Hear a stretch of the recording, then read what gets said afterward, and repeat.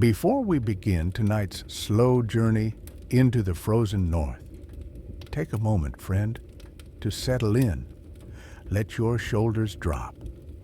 Let the room grow a little softer around you. And before the story carries us away, tell me in the comments, where are you listening from? And what time is it for you right now? I always love seeing listeners gather from different corners of the world. It makes this sleepy circle feel warm, even while we talk about places where warmth was a rare luxury. Now, let's step gently into a world where winter wasn't a season. It was a roommate. Viking life in the Scandinavian north demanded a kind of creativity that we, with our thermostats and heated floors, can barely imagine. When the outside world sank below what any modern weather app would politely label nope, the Norse didn't panic. They simply disappeared into their longhouses, low, wide structures that looked like someone tried to build a barn, a bunker, and a very smoky sauna all at once. A Viking longhouse wasn't a cozy cabin. It was a survival engine, thick walls of timber if forests were near, or turf and stone if they weren't. Roofs layered with sod so dense they occasionally sprouted weeds, giving the house the appearance of a sleepy creature resting under the snow. Narrow slits for windows, if any. Ventilation that would horrify a modern building inspector. And in the center, a long hearth whose smoke climbed slowly upward before sulking under the rafters, turning ceilings dark and lungs a permanent shade of charcoal gray. To our eyes, it would look unbearable, crowded, dim, and intimate in a way that only people forced together by nature can understand. But for the Vikings, the longhouse wasn't a compromise. It was safety, a shield, a shared heartbeat in the dead of winter. Inside, families slept on raised wooden platforms along the walls. Bedding was a generous term. Bundles of straw, moss, and anything soft enough not to stab you in your sleep. Wool blankets, fur pelts, and layers of rough cloth covered everyone. Privacy wasn't a concept here. Warmth was the only real currency. Parents, children, grandparents, and sometimes the family goat all slept within arm's reach. Not out of affection, though I'm sure affection existed, but because being warm meant waking up alive. And yes, animals came inside. If you think this sounds strange, remember, losing a cow to frostbite wasn't just losing a cow. It meant losing milk, hide, meat, and future calves. So cows stayed close, kept in a section of the longhouse called the byre, essentially a shared barn stitched onto the living space by nothing more than a low wooden divider and a great deal of tolerance. In the coldest nights, even that divider blurred. Children sometimes curled near a sheep for warmth. A cow could radiate heat like a small furnace. Not glamorous, certainly not fragrant, but wonderfully practical. And practicality was a Viking's true superpower. The smell? Let's just say no candle on earth could mask it. Smoke, wool, sweat, the unmistakable presence of livestock, it all blended into a scent that modern noses would struggle with. But to a Viking, that mix meant survival. It meant the longhouse was doing its job. The hearth itself was everything. It cooked, warmed, dried clothing, preserved fish hanging in oily strips overhead, scared away insects, and softened the long nights with a constant glow. There were no chimneys in most homes. Smoke drifted up and settled under the roof before slowly seeping through the turf or escaping through a small hole. Children often breathed the densest layers of smoke, simply because they were shorter. Their eyes watered, their throats burned, and their lungs likely aged faster than the rest of them. But this, too, was part of winter. And still, they preferred smoke to cold. They didn't see hardship as something unfair. Hardship was the world's natural rhythm, as predictable as tides. Their myths reflected this. Giants made of frost, endless winters foretold by the gods, storms that arrived like living beings. When you grow up believing the universe itself is carved from ice and fire, a little snow drifting under the door doesn't feel like a crisis. It feels like a reminder. Vikings didn't complain about winter. They prepared for it, layered for it, ate for it, built for it, and most importantly, they endured it together, because no one survived the cold alone. And tonight, as we step deeper into their world, you'll see how every choice they made, every piece of clothing, every shared meal, every smoky breath was a quiet, stubborn refusal to surrender to the dark. If you're still here with me, friend, take a slow breath. Let the air settle. And while you do, imagine stepping into a Viking longhouse on a night when the outside world is frozen silent. The kind of cold that numbs your fingers through gloves and steals your breath before you can see it. Inside, though, the air is thick with life. The first thing you'd notice is the heat radiating from the central hearth. Not a gentle warmth, but a grotty, smoky, almost stubborn kind of heat. The kind that clings to your clothes and settles into your hair. Flames crawled along long logs placed end to end, stretching like a glowing spine through the middle of the room. Children sat close to it, adults hovered nearby, and travelers, if any arrived, were welcomed first with fire before words. The hearth wasn't just warmth, it was the home's engine, its heartbeat, its gathering point. Meals simmered here for hours. Heavy stews made from barley, carrots, dried fish, and whatever meat could be spared that week. Viking food wasn't delicate. It wasn't meant to impress. It was meant to endure. A bowl of soup wasn't dinner. It was insulation. And they needed it. Winters in Norway, Iceland, and Denmark were unforgiving.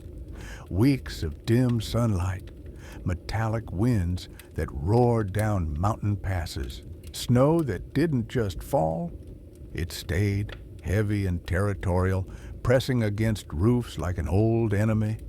But the Vikings didn't flinch. They layered wool on wool and fur on wool, and then added another layer just to be sure.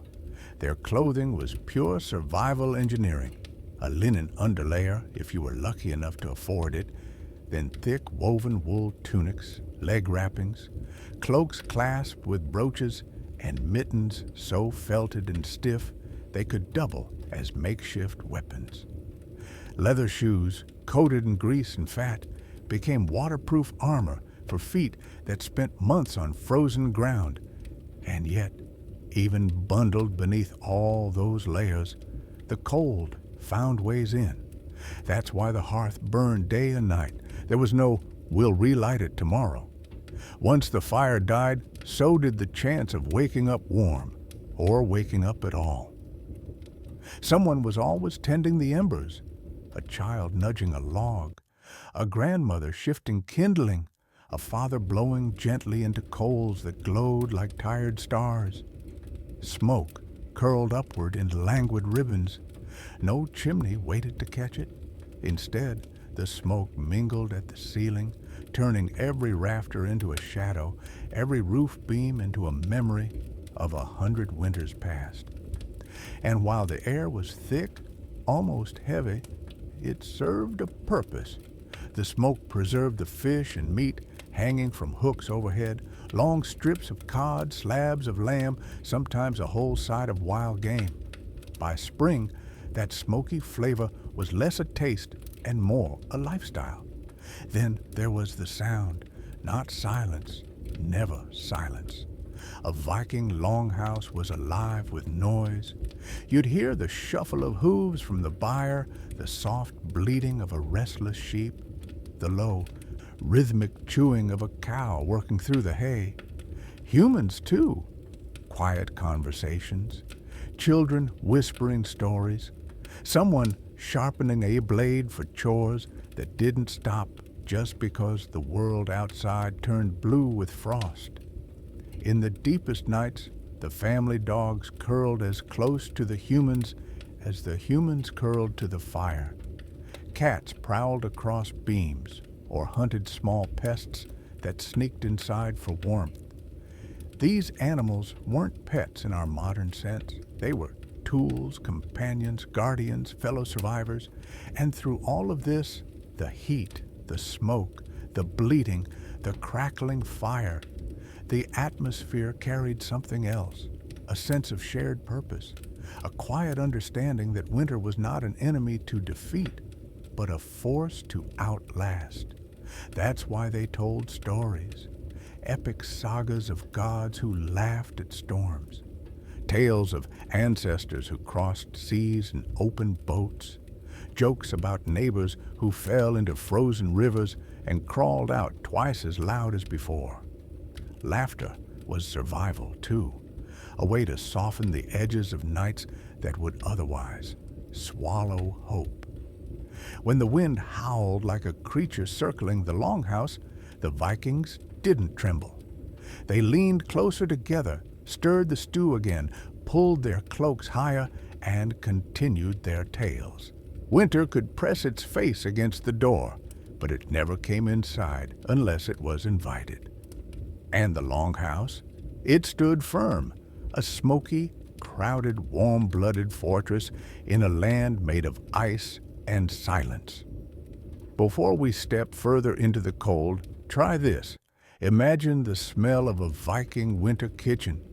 Not a modern kitchen with polished counters and scented candles, but one carved out of necessity, thick with smoke, heavy with steam, and full of the kind of food that didn't just fill your stomach, it fueled your survival.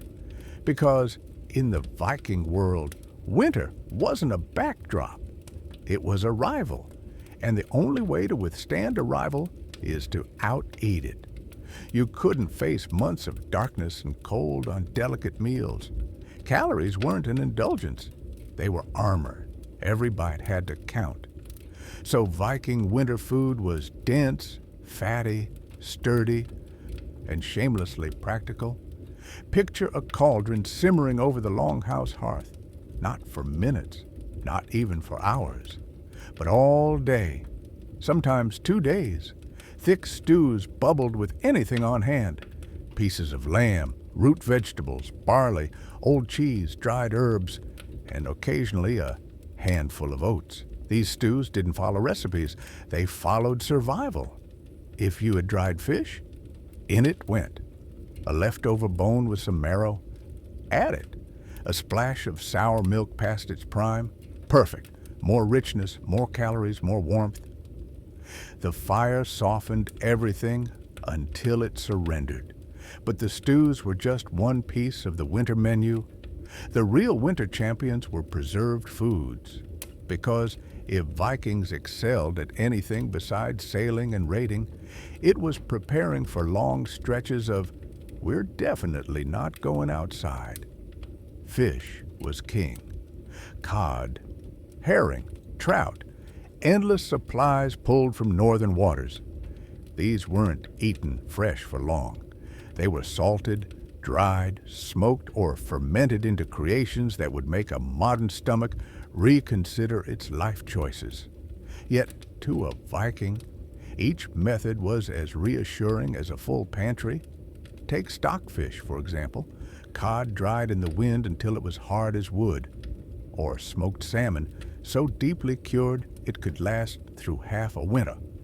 And then, of course, the fermented dishes, lutefisk, whitefish soaked in lye until it transformed into something between dinner and a challenge.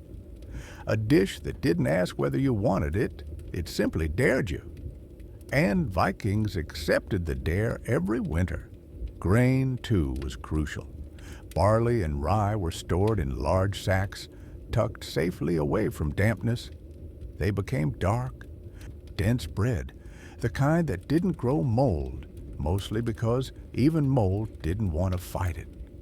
Grain also became porridge, thick and filling, a warm anchor when the wind clawed at the walls. Dairy had its role as well. Butter and cheese made in summer were stored like treasure. Hard cheeses especially. Wheels dense enough to withstand both time and a Viking's appetite. Then there was skyr, somewhere between yogurt and cheese. Protein-rich, sharp, tangy enough to wake you up even in the darkest hours, all of it eaten with the same practical joy. This will keep me alive. Good. And then there was alcohol, not a luxury, a necessity. Beer, ale, and especially mead, honey wine, were staples of winter life.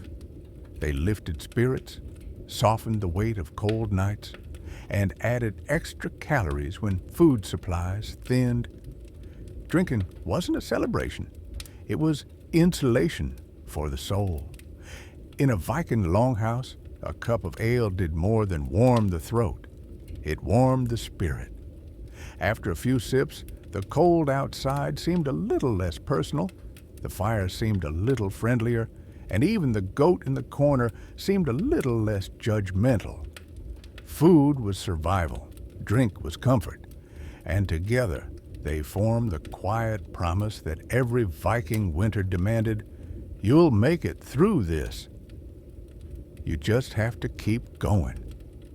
So the longhouse kept simmering, brewing, baking, and steaming while the snow pressed closer and the nights stretched longer. Each bowl of stew, each slice of bread, each mouthful of cheese carried the same message. Winter might be strong, but we're stronger when we eat. Before we continue, take a slow, easy breath. Let the warmth of whatever space you're in settle around you, because where we're heading now, warmth was a privilege, not a guarantee. If a Viking had a religion besides the old gods, it was wool. Wool was survival. Wool was armor. Wool was the one thing standing between a human body and a winter that could freeze the sea into silence. Forget stylish cloaks and elegant tunics. Viking winter clothing was a tactical operation. Every layer had a purpose, and every thread was part of a silent negotiation with the cold. The first layer, if you were fortunate, was linen, light, breathable, comfortable against the skin. But linen was expensive and hard to produce. Only families with decent means could spare the time and labor. Most others started directly with wool, and lots of it. Men wore long wool tunics reaching mid-thigh or lower, paired with trousers wrapped tightly with leg bindings. Strips of wool cloth wound around the calves to trap warmth and keep snow from creeping inside. These were the Viking equivalent of thermal leggings, except scratchier and much more determined. Women wore long wool dresses, often with an apron dress layered over the top.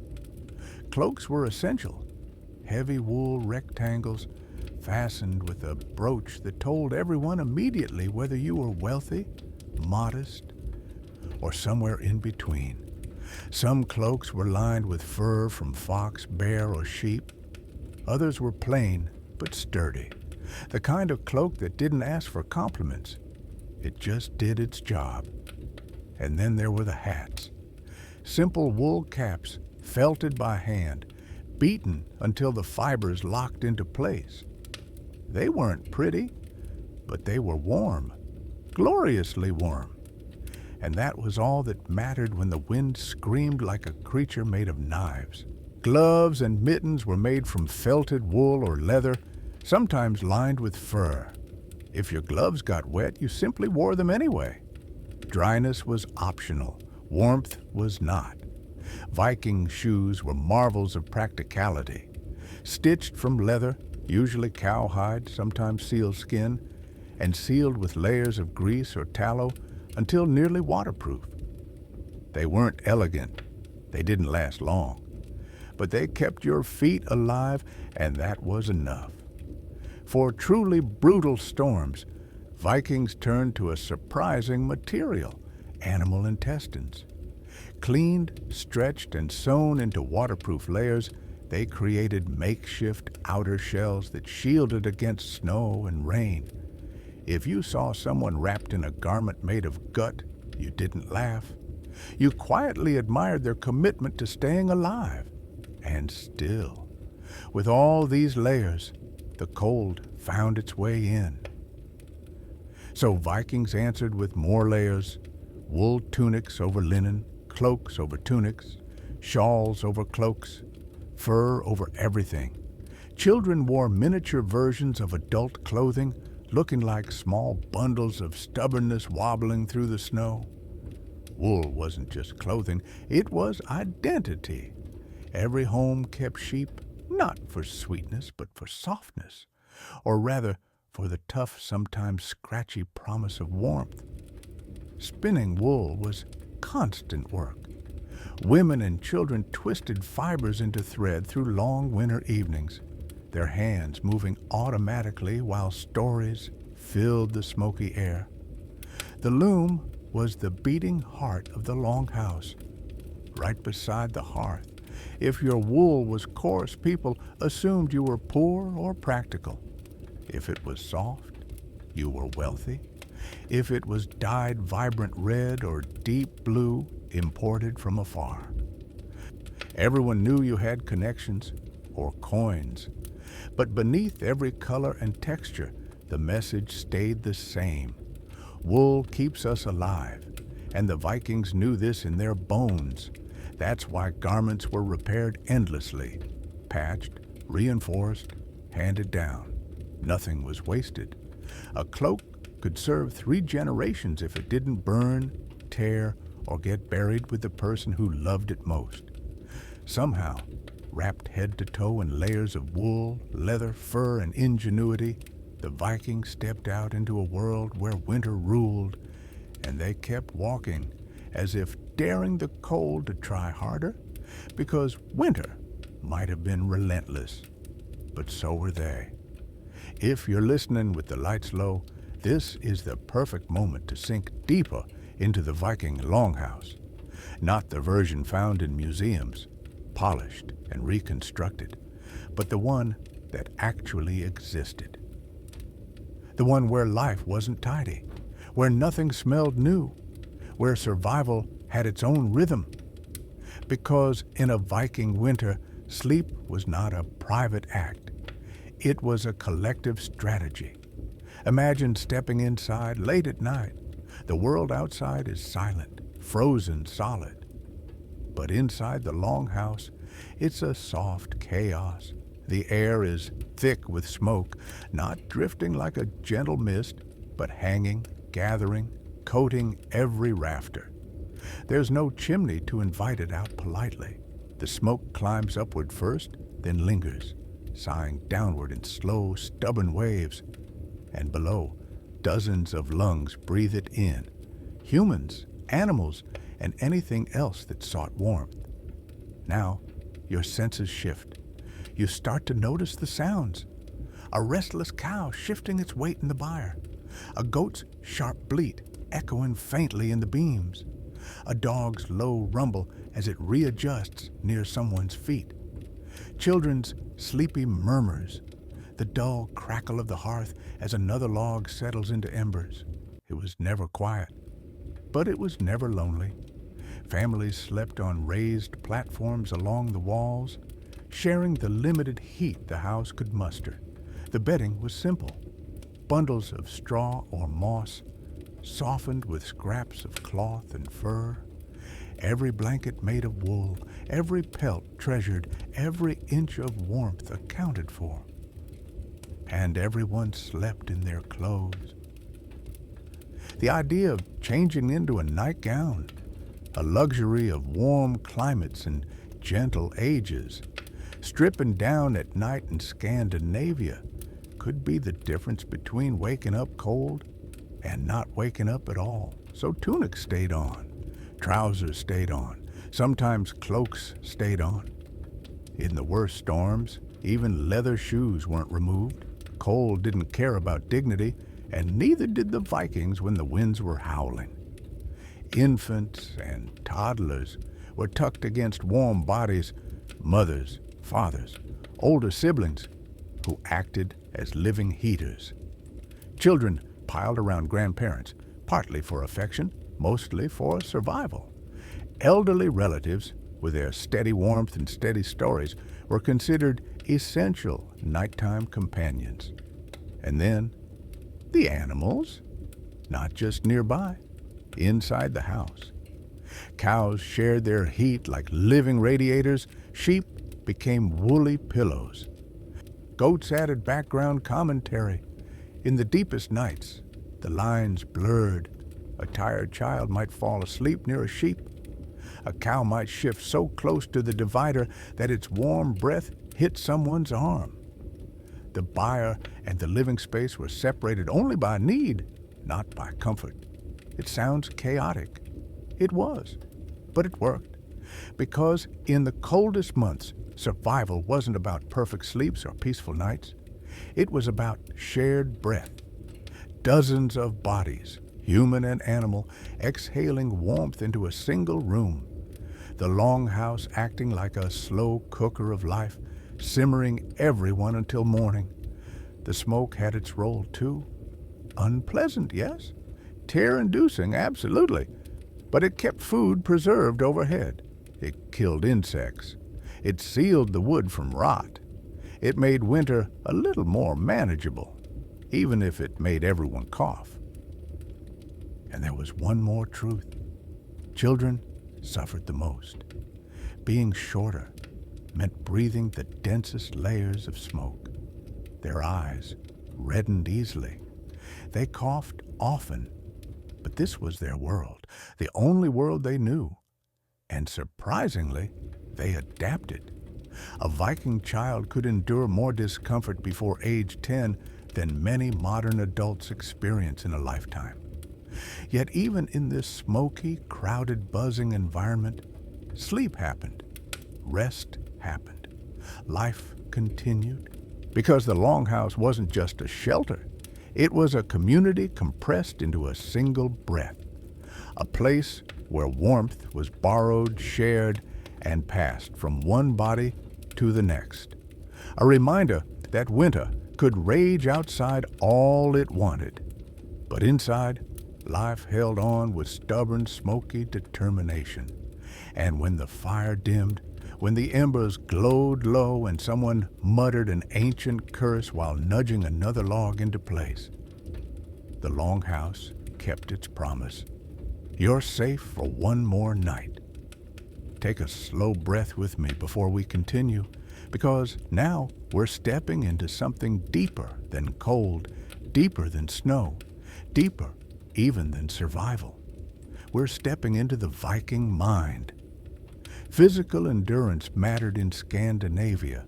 Of course it did. But winter wasn't only a battle of bodies.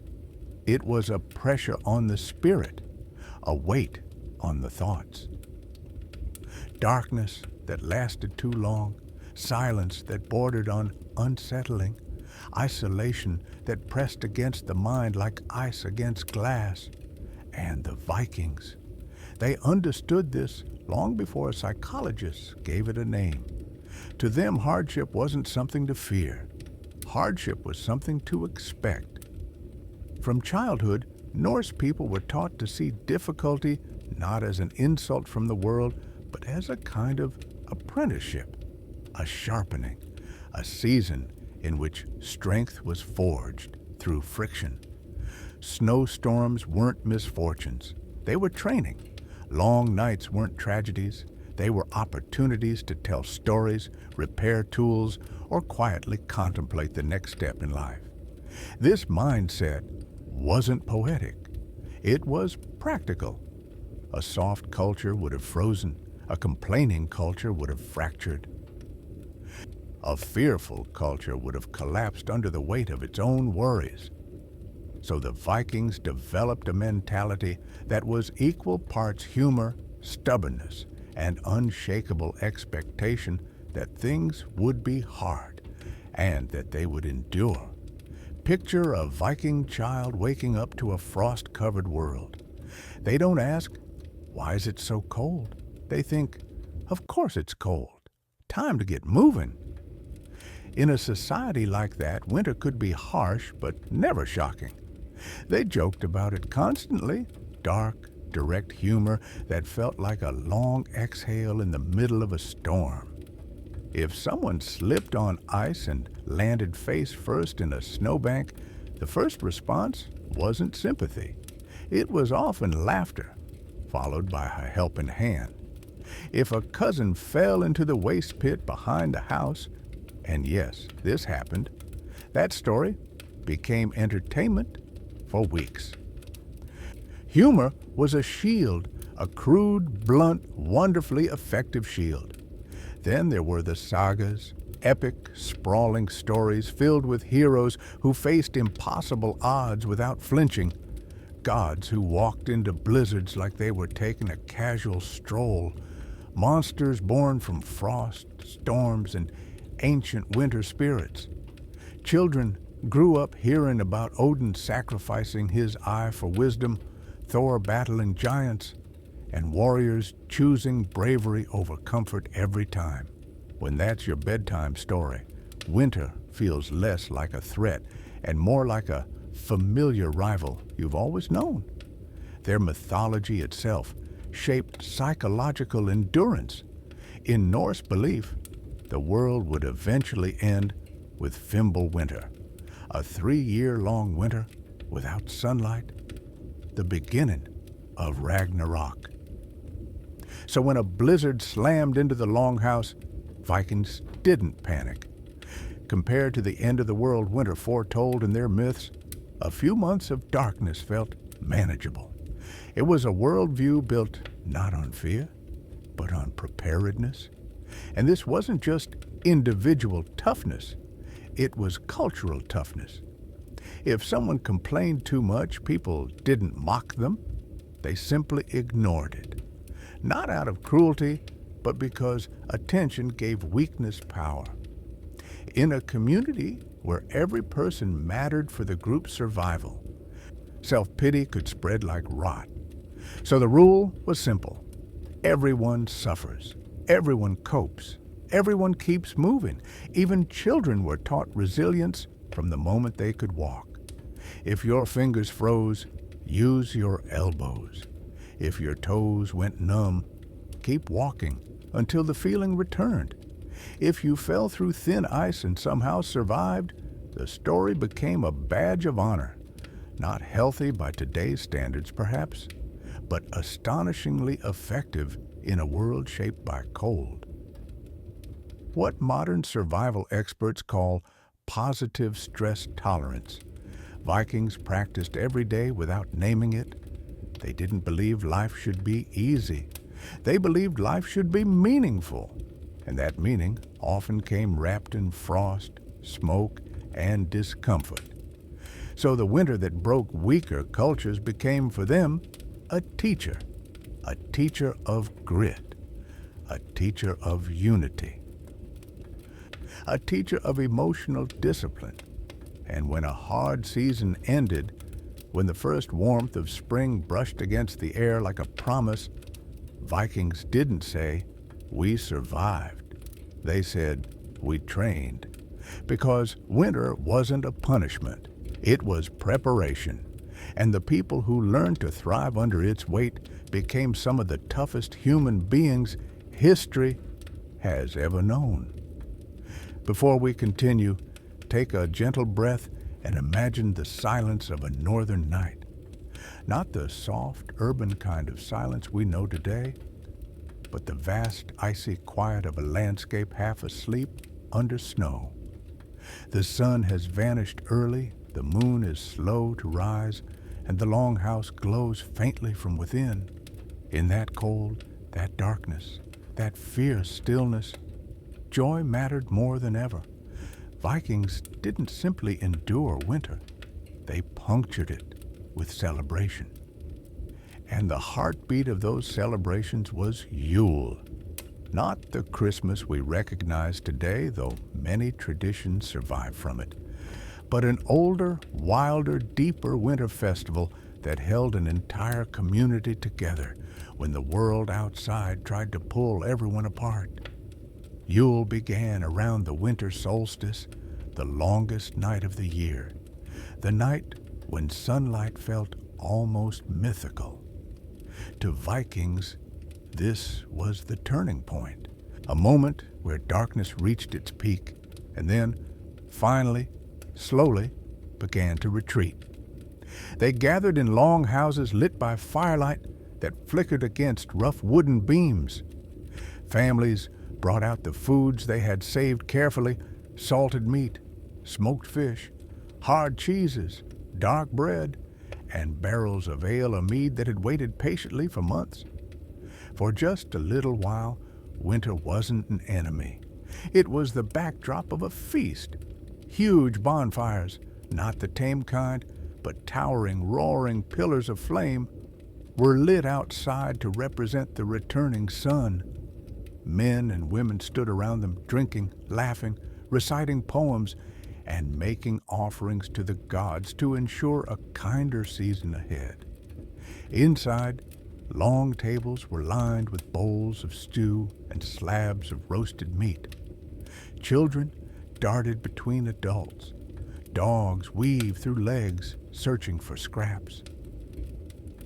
The air vibrated with song, not gentle lullabies, but booming, spirited chants that sounded halfway between a hymn and a drinking song. A Viking winter could starve the body.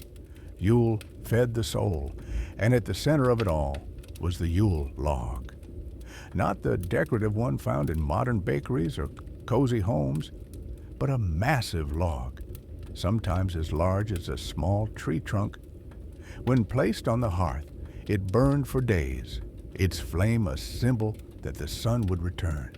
Its embers were believed to protect the household and bring good fortune. Every spark meant hope. Every crackle meant life continuing against the odds. Yule was a time for storytelling, too. Sagas of gods, legends of heroes, memories of ancestors. Firelight danced over faces as stories traveled across generations. Tales slightly exaggerated each winter because, in the dark, exaggeration was comfort. Children sat wide-eyed while adults added sound effects, gestures, and dramatic pauses that made the stories feel carved out of the frozen night itself. But Yule wasn't just feasting and storytelling. It was also a moment to connect with something beyond the visible world. Winter, in Norse belief, was a season when spirits wandered freely, the souls of ancestors, mischievous creatures, wandering gods in disguise. So Vikings hung carved wooden charms, set aside special cups of ale, or left bits of food as offerings, not out of fear, but out of respect for forces older and deeper than themselves. Some families played ancient games, gambling with bone dice, strategy games like Nefertafel, a precursor to chess but more cunning, more chaotic, and, depending on who played, more violent. Children guessed riddles. Adults wrestled in friendly matches that were sometimes not so friendly. You didn't need entertainment during Yule. You generated it, because joy wasn't optional. Joy was medicine. In a world where winter's darkness pressed against the mind, laughter kept people whole. Shared meals kept them grounded. Songs kept them brave. Stories kept them sane. And so the longest night became a lighthouse, a warm, defiant flame in a season meant to test every part of a person. Yule wasn't a break from winter, it was a declaration. We are still here. We are still alive. And as long as we stand together, the dark can't swallow us. For the Vikings, joy wasn't a luxury. It was survival. Before we step further, take one slow breath in and out. Because the next part of Viking winter wasn't dramatic like storms or heroic like Yule. It was quieter, softer, almost invisible, but just as vital for survival. It was the art of staying busy. We often imagine Vikings as warriors, raiding, sailing, fighting, but winter shut all that down. The sea froze. Roads vanished under snow. Fields slept under layers of frost. Travel became dangerous, raids impossible, farming pointless. And so the Vikings turned inward, to their homes, to their crafts, and to their unending list of things that had to be done before spring returned. Winter wasn't a pause. It was a workshop. Inside the longhouse, the hearth glowed day and night, not just for warmth, but for work. The fire lit the busy hands of men, women, and children who refused to sit idle while winter stretched out like an endless hallway. Wool was everywhere. Spindles spun, looms clacked softly. Wool fibers twisted into long, sturdy threads between practiced fingers. Spinning was almost meditative, repetitive, rhythmic, calming. It was the winter heartbeat of every household. And weaving? That was architecture and fabric. Women crafted tunics, cloaks, blankets, socks, leg bindings, mittens, everything a body might need to push back against the cold. Nothing was wasted. Even scraps became stuffing for boots or padding for armor. A Viking cloak could last a generation.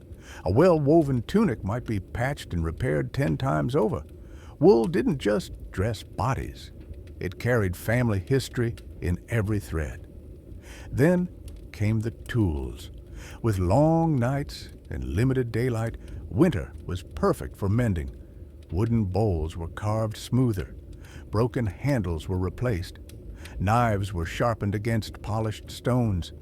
Spear shafts were measured and sanded. Ships, yes, even ships, had their ropes repaired and their boards inspected.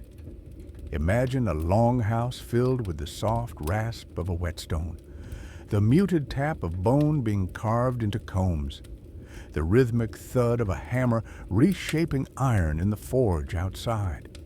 Even when snow covered the world, the Vikings kept shaping their future with their hands. Children were never idle. They learned the skills that adulthood demanded long before adulthood arrived. Girls practiced spinning and simple weaving, watched their mothers prepare food, learned which herbs soothed coughs and which ones numbed pain. Boys learned carving, knot tying, leatherworking, and how to fix anything that could break. Winter trained them, winter raised them, winter turned them into Vikings. Games and riddles filled the gaps. Because every mind needs rest. Inside the smoky longhouse, families played board games carved from wood, bone, or stone. Games so old that historians still find them buried in Norwegian soil. They tossed dice made from carved antler. They challenged each other with riddles so clever that some appear in ancient sagas. One moment, you'd have men wrestling near the fire. The next, you'd see sisters braiding intricate patterns into hair. The next, a rowdy group gambling with bone dice while an annoyed grandmother tried to shush them. It was noisy, chaotic, but it was life, humming along under the heavy breath of winter, and above all, there were stories. You cannot survive months of darkness without light, and stories were light. They weren't just entertainment. They were memory. They were identity. They were instruction. Around the fire, people recited sagas, long, twisting epics of gods and ancestors, triumphs and failures, monsters and miracles. Each retelling kept history alive. Each listener learned a little more about who they were and where they came from. And when the stories ran out, the jokes began. Vikings teased each other openly. They laughed loudly, freely, sometimes wickedly. They made fun of accidents, embarrassing moments, even near disasters, because comedy made hardship easier to swallow. You cannot freeze to death if you're too busy laughing at your cousin who slipped into a snowdrift earlier. Winter wasn't a prison. It was a classroom, a workshop, a studio, a place where the Vikings transformed stillness into strength. When spring finally arrived and the world thawed, the Vikings walked out of their longhouses not weakened, but sharpened, clothed in hand-woven layers. Armed with freshly repaired tools, their minds clearer, their skills stronger, their spirits tougher. Winter didn't take from them, winter prepared them, and it is here, in this quiet work, in these wool-wrapped hours of patience and persistence, that we begin to see the real reason Vikings endured what others could not. They refused to let winter stop them from living. Before we step deeper into this frozen world, take a gentle breath. Let it slow your heart just a little, because now we're moving from the longhouse into one of the most surprising Viking winter traditions. One that feels almost modern, almost familiar, almost like something you might find in a wellness retreat today. Except, of course, the Vikings did it with far less wellness and far more wild determination. We're talking about saunas and their icy counterparts. Yes, Vikings loved saunas. Hot, smoky, cramped little rooms built from stone, turf, or wood. Places where steam rolled across your skin. Places where you could sweat like summer, even as winter clawed at the door. These sweat rooms were called badstoffa, the bathing houses, and despite the harshness of Viking life, there was something deeply human, deeply comforting about them. Here's how it worked. Stones were heated in a fire until they glowed red. Water was poured over them, filling the air with thick, hot steam. The room became a cocoon of heat, humidity, and relief. Muscles loosened, lungs opened. Smoke and sweat mixed in the dimness until you could barely see your own hands. The Vikings weren't shy in the badstoffa. Men, women, children, entire families sometimes sat together, steam rising from their bodies like spirits returning from the cold. For them, modesty mattered less than survival, and saunas weren't simply for relaxation. They were medicine, a place to ease aching joints, a place to wash away dirt after weeks of smoky air and hard work, a place for childbirth. Yes, many Viking women gave birth in saunas because the heat eased pain and the steam helped keep things clean. A place to heal wounds with herbs and warmth. A place to feel human again after long days of biting cold. But the most Viking part wasn't the sauna itself. It was what they did next. They went outside, into the snow, or into freezing water. On purpose. A Viking might sit in the steaming heat until their skin glowed, then step out into a night where the temperature was below freezing. Some would roll in the snow, others would plunge into rivers or lakes with ice crusted along the edges. Not for madness, not for bravado, but because they believed, correctly, surprisingly, that this shock strengthened the body and cleared the mind. It improved circulation, boosted resilience, flooded the senses with a different kind of life. Imagine the sensations. You step from hot steam into icy air. Your lungs seize for a second. Your skin tingles like it's waking up from a long sleep. Your heart beats harder. Your brain feels sharper. And suddenly, the world seems bigger, brighter, more possible. The cold becomes a teacher, not an enemy. But the sauna wasn't only physical. It held a social role too. Inside that steam-filled space, people talked, families planned for spring, neighbors shared news, friends gossiped, laughed, argued, sang. Elders told stories in voices softened by the glow of the stones. It was a place where the cold couldn't reach, a room where winter's rules didn't apply.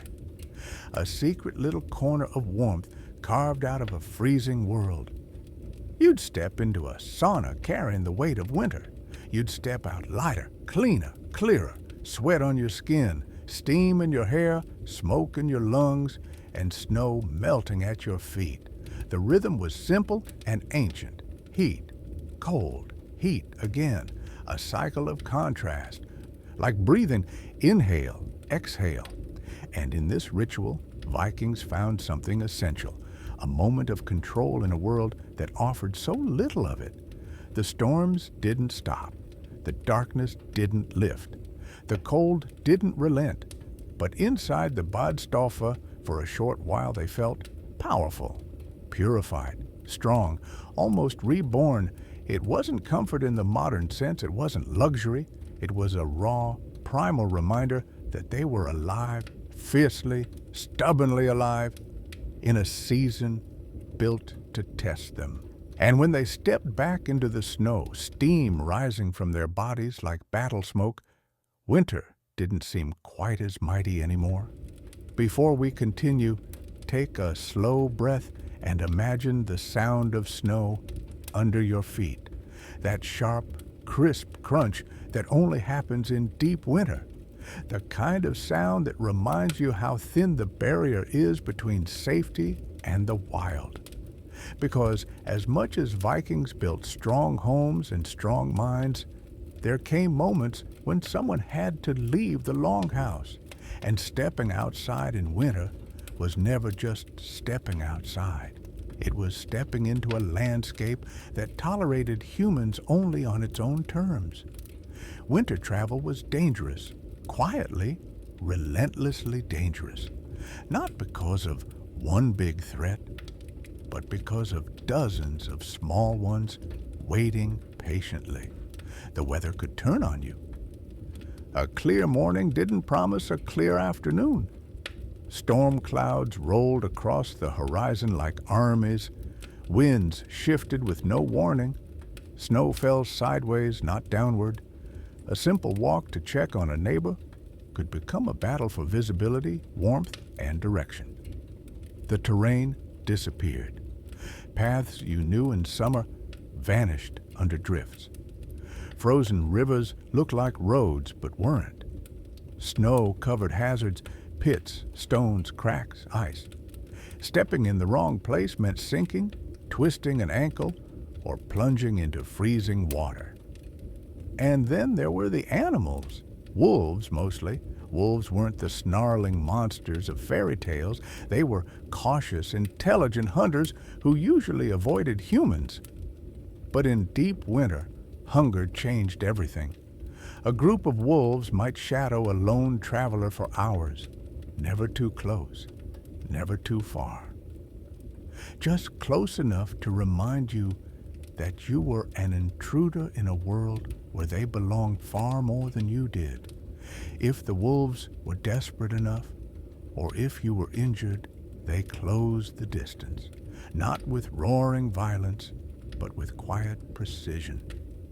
Travelers told stories of feeling watched long before they saw the first yellow pair of eyes in the trees. And wolves weren't the only threat. Wild boars could charge unexpectedly, furious and impossible to outrun. Bears, emerging hungry on warmer winter days, could be unpredictable. Even reindeer could become dangerous if startled. But predators weren't the worst danger. The cold itself hunted you. Cold wasn't a temperature. It was a predator with patience. It slowed you down. It numbed your hands, making tools harder to grip. It stiffened your joints until movement cost energy your body didn't have. It fogged your thoughts, made judgment sluggish, turned simple decisions into fatal ones. A Viking traveler always carried a knife, tinder, a fur cloak, a small bundle of dried fish or bread, and, if possible, a companion, because winter was something you never faced alone without good reason. If someone had to walk a long distance, they wrapped their boots in extra cloth, filled their pockets with dried moss for insulation, and tied a strip of leather around each leg to keep snow from creeping inside. And still, danger stalked every step. But Vikings still traveled. They checked on neighbors, moved livestock, hunted when food ran low, visited family, brought supplies to elders, tended to duties that could not wait for spring. These journeys became the stories told later by the hearth, the tales that sounded heroic only because the teller lived to recount them. A man who survived a blizzard wasn't just lucky, he was respected. A woman who tracked a lost sheep through waist-high snow wasn't just responsible, she was admired. Winter rewarded humility and punished pride. The bravest Viking wasn't the one who fought the hardest. It was the one who didn't underestimate the cold. And yet, the land held beauty. Travelers spoke of the quiet, a silence so deep it felt sacred. They spoke of snow glittering like silver dust beneath the moon, of pine forests still and heavy with frost, of stars sharp enough to look carved closer than in any other season, of sunsets that painted the sky in flaming colors against a world made of ice. Danger and beauty lived side by side, always. To leave the longhouse in winter was to walk through a world that was breathtaking, unforgiving, and honest. You could not lie to winter, you could only respect it. And the Vikings did, every step of the way. Take a slow breath before we continue. This part is quieter, heavier. Because not every winter story ends with a feast by the fire or a successful journey through the storm.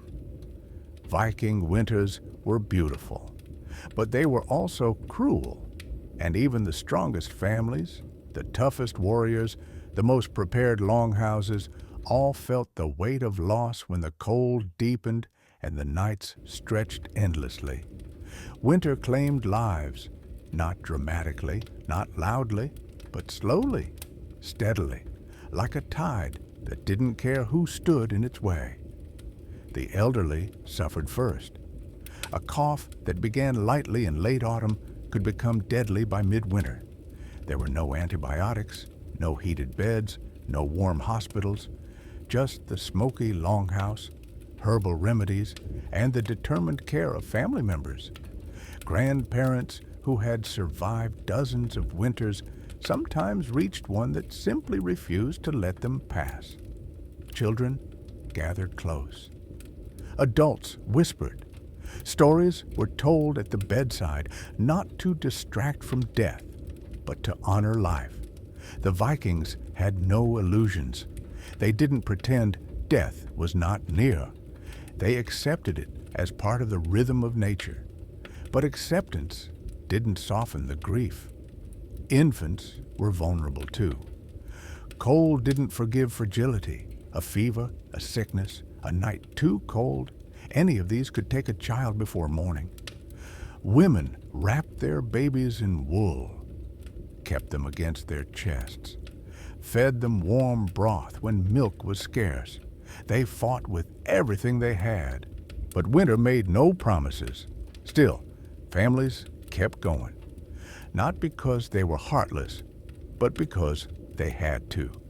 And sometimes the cold took the strongest of all. A hunter lost in a storm, a traveler who misjudged the ice, a farmer who pushed himself too far while tending animals through waist-deep snow. The Vikings honored these losses quietly, not with elaborate funerals. Those were for summer. Winter funerals were small, simple, raw. If the ground was frozen solid, burial became impossible. So bodies were laid in temporary shelters, covered with furs, protected from scavengers, and visited regularly until the thaw allowed for a proper resting place. A man might return from the forest with nothing but a traveler's knife, the only part that survived the storm. His family would hold it like a final heartbeat. But here's the part most people don't know. Vikings didn't mourn alone. When someone died, neighbors came. They brought food. They tended animals. They mended roofs. They chopped firewood. They sat with the grieving. They told stories of the person's youth, their courage, their foolish moments, their achievements. Grief was a community responsibility, not because it was expected, but because isolation could break a family faster than sorrow. Winter demanded unity. If one household fell apart, others would weaken with it. Everyone's survival was wrapped together like threads in one enormous cloak. They believed in honoring the dead through stories. Around the hearth, someone would speak the name of the person who had passed. They would recall a tale, a funny one, a proud one, a painful one, because for Vikings, remembrance was sacred. To say someone's name was to keep them anchored to the living world, and when a story ended, silence settled. Not heavy silence, but respectful, steady, warm. A silence that said, "We remember, we continue, we carry their fire." Winter taught Vikings something profound.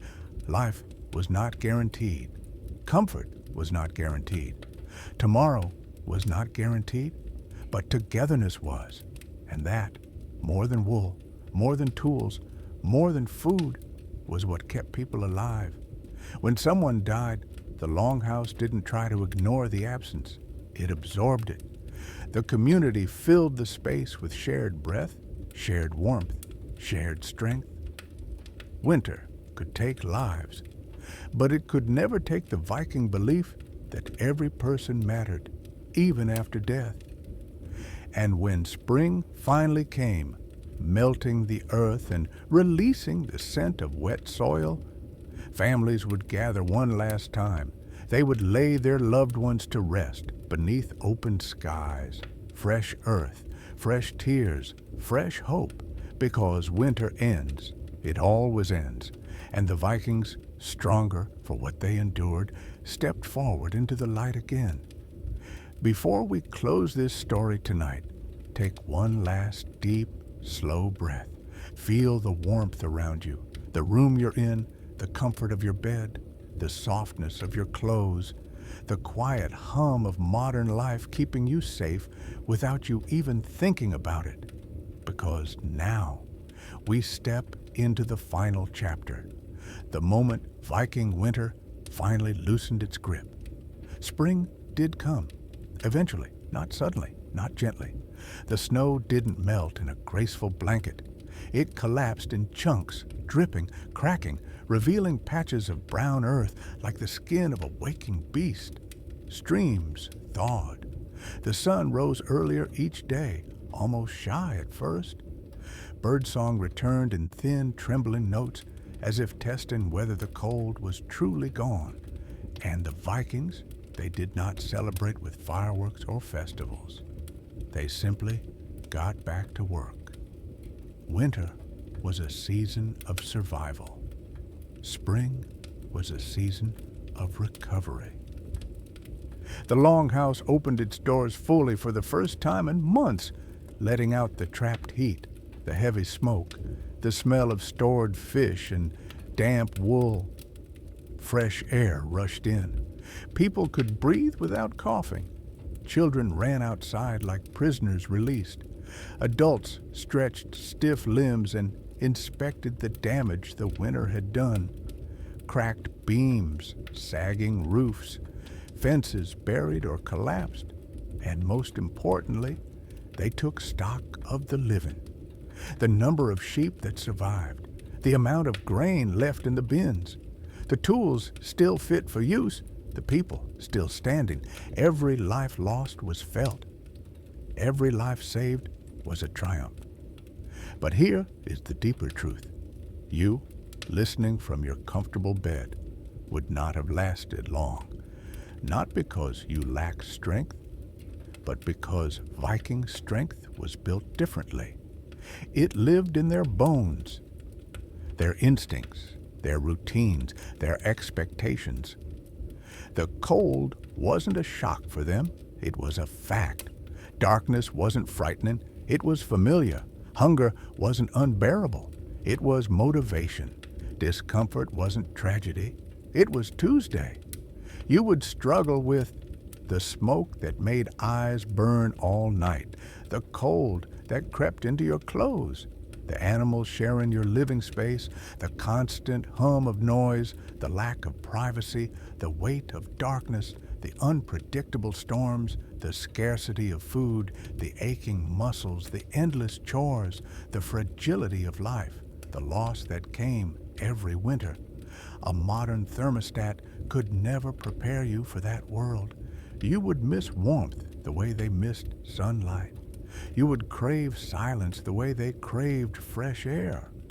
You would long for clean water, modern medicine, soft bedding, easy meals.